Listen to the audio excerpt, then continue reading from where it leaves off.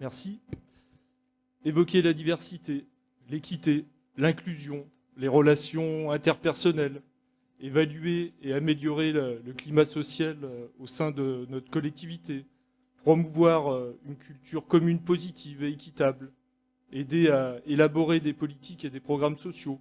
Voilà en quoi ce rapport pourra être utilisé si la ville se donnait à minima le moyen de respecter ses obligations légales.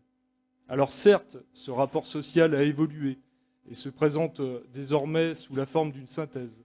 Toutefois, celui-ci ne comporte toujours aucune analyse, comme le réclame pourtant le chapitre 2, article 5 du décret du 30 novembre 2020, pas plus que des informations se rapportant au moins aux 2 dernières années précédentes, comme il est pourtant mentionné dans l'article 6 du même décret.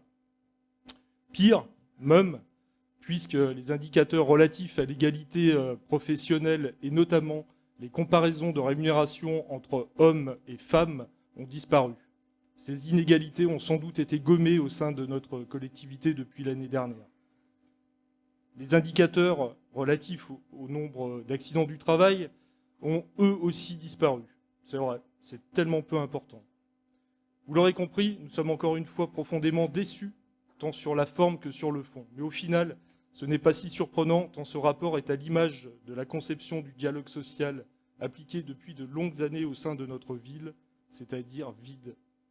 Si nous ne devions retenir qu'un chiffre illustrant le malaise qui peut régner aujourd'hui au sein de notre collectivité, ce serait celui des jours d'absentéisme.